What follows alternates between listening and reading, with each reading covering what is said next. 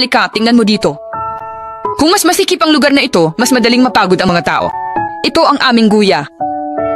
Kung ayaw mong magsisi kapag nasa 70s o 80s ka na, dapat simulan mo ng alagaan ang iyong mga binti mula ngayon.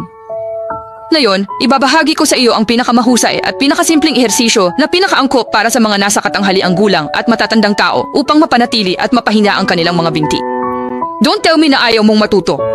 Sa aming komunidad, daan-daang nasa katanghaliang gulang at matatandang tao ang natutunan ang pamamaraang ito mula sa akin at nakamit ang napakagandang resulta. Lalo silang nagiging energetic dito. Pakitandaan na hindi ito nangangahulugan ng pagtakbo, aerobics o squats at hindi mo kailangang gumastos ng malaking pera para makakuha ng massage card. Maaari kang maupo sa bahay at sanayin ito ng 5 hanggang 10 minuto araw-araw. Ang guya ay ang pangalawang puso ng ating katawan at ang ikapitong maxillary wall. Dinadala nito ang higit sa 70% ng timbang ng ating katawan.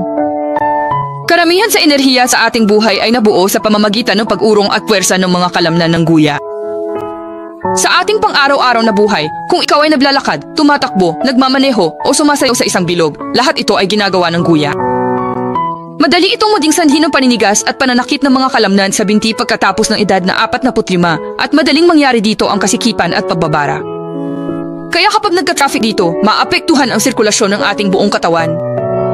Sa paglipas ng panahon, maraming mga kaibigan ang magsisimulang makaranas ng mga cramp at pamamanhid sa kanilang mga binti at lilitaw ang tulad ng earthworm sa likod ng kanilang mga binti. Marami pang ang mga taong may obesity sa itaas na bahagi ng katawan na sanhi ng bara ng mga binti. Ngunit karamihan sa mga tao ay hindi alam na, sa katunayan, mayroong 6 na maliliit na switch sa ilalim ng aming mga binti. Kung karaniwan mong nararamdaman ang pananakit at pamamaga sa iyong mga binti at paa, at si Chenki ay dumaranas din ng pagkatuyo, pagkauhaw at kapaitan sa bibig. Pareho nating mapahusay ang sirkulasyon sa pamamagitan ng paggawa ng mga sumusunod na paggalaw. Well, sa susunod, ituturo ko sa iyo ng walang pag-aalinlangan ang klasikong kilusang ito na angkop para sa ating mga nasa katanghaliang gulang at matatandang kaibigan upang paginhawahin at i-relax ang mga binti. Pagkatapos mong matutunan ito, mangyaring ipasa ito sa iyong pamilya at mga kaibigan na may problema sa kanilang mga binti at paa. Magtulungan tayong protektahan ang kalusugan ng ating mga binti at paa. Iminumungkahi ko na para sa atin na madalas gamitin ang ating mga binti at may kakulangan sa ginhawa sa guya, kailangan mong maghanda ng ilan sa mga leg relaxer na ito. Kung wala kang isa, maaari kang bumili. Ito ay presyo lamang ng isang pork chop. Pagkatapos bilhin ito, umupo kami sa kama o sofa sa bahay. Ikinawit ang aming mga daliri sa likod at ang pagbubukas ng relaxer ay dapat na nakaharap sa itaas. Halika, ilagay natin ito sa guya at igulong ito pabalik-balik. Tio, ano ang pakiramdam mo? Medyo masakit. Medyo masakit ba? Ito ay normal. Ang mga may sakit ay hinaharangan at ang mga na-unblock ay hindi nakakaramdam ng sakit. Kung mas nakabara ang ating mga binti, mas halata ang pakiramdam kapag ginawa mo ito. Hindi mahalaga, manatili tayo dito. Kapag ang ating buong binti ay nagsimulang maging pula at mainit, nangangahulugan ito na ang sirkulasyon sa mga binti ay nabuksan. Paano naman ang oras na ito? Sabay-sabay na nilalabas ang sakit at pagod sa buong binti namin. Kuya, hindi mo ba naramdaman? Pakiramdam ko, mas maganda ang dali ng enerhiya. Mas gumanda ang hangin. Bilang karagdagan, kung madalas kang tumayo ng mahabang panahon, ang iyong mga hita ay palaging nakakaramdam ng pagod at sakit.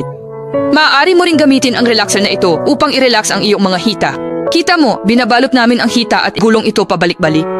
Kita mo naman, unti-unting lumuluwag ang muscles ng buong hita namin at sabay-sabay din nilalabas ang pagod at pananakit ng buong hita. Kaya mula ngayon, maaari mong sundin ang paggalaw na ito at ehersisyo ang iyong mga hita at binti ng 5 hanggang 10 minuto bawat araw. Ito ang pinakamahusay na ehersisyo at pagpapahinga para sa aming buong mga binti. Sa maikling panahon lang, mararamdaman mo na ang ginhawa at lakas ng ating buong binti at paa. Naniniwala ako na babalik ka para magpasalamat sa akin. Natutunan mo na ba ang lahat ng ito? Natutunan ito. Well, sa wakas, hayaan mo akong ipaalala sa iyo. Para sa relaxer, dapat mong piliin ang 12 gulong. Magkakaroon ito ng mas mahusay na pambalot at mas komportable na gamitin. Bukod dito, piliin ang may magandang material at walang kakaibang amoy. Kung ang pamilya at kaibigan ay nat-aalala sa maling pagpili at labis na bayad, ipasa ang video na ito sa kanila at hilingit na mag-click sa aking avatar.